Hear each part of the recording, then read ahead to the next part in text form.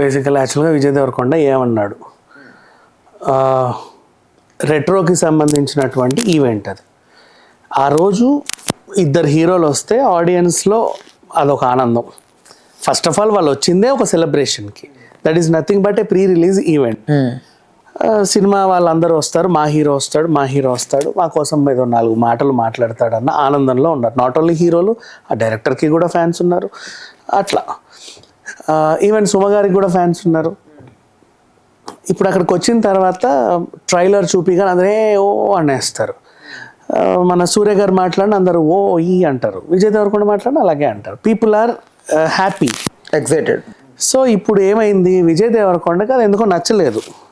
ఓ పక్క దేశం మొత్తం యుద్ధం, సర్జికల్ స్ట్రైక్, చాలామంది చనిపోయారు, ఇలాంటివి ఉంటే ఈ సిచ్యువేషన్లో మనం సెలబ్రేట్ చేసుకోకూడదు, వాట్ ఎవర్ సిచ్యువేషన్. ఎందుకంటే లాస్ట్ టైం బాలయ్య గారు కూడా తొక్కిసలాట జరిగినప్పుడు ఒక ఈవెంట్ని క్యాన్సిల్ చేసుకున్నాడు, డాకు కదా. అట్లా హిందూపూర్లో మనం చేసుకోవద్దు.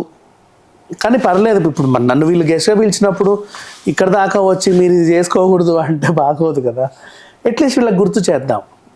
ఎందుకు ఈయనకే అనిపించింది, ఈయన ఒకటే పెద్ద సిటిజన్ అని కూడా మనకు అనిపిస్తుంది. విజయ్ దేవరకొండ అందరికీ హీరోగానే తెలుసు, కానీ he's a very good personality, motivational speaker. So తనకు అలా అనిపించడంలో తప్పులేదు. సో అది గుర్తు చేశాడు first of all.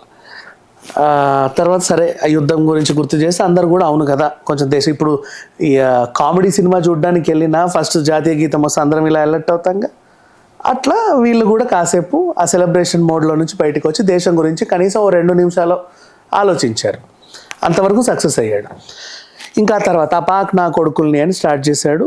Of course అందరికి అభిప్రాయం అలాగే ఉంటుంది, పాకనగానే రెచ్చిపోతాం మనం కూడా, ఇట్ హ్యాపెన్స్. నెక్స్ట్ తను ఏమన్నాడు, వీళ్ళకి చదివిస్తే వీళ్ళు ఇలా ఉగ్రవాదులు అయ్యే వాళ్ళు కాదేమో అని అన్నాడు. ఇప్పుడు దీన్ని చాలామంది మన వాళ్ళు ఉంటారు కదా, పజిల్ మేకర్స్, వీళ్ళందరూ డీకోడర్స్ అంటే ఉగ్రవాదుల్లో చదువుకున్న వాళ్ళు లేరా, చాలా సాఫ్ట్వేర్ హ్యాకింగ్లు చేస్తారు, రకరకాల బాంబులు అమరుస్తారు, చాలా ఈజీగా ఏవేవో చేస్తారు, హై టెక్నాలజీ ఉంటుంది వాళ్ళ దగ్గర, ఉగ్రవాదుల దగ్గర.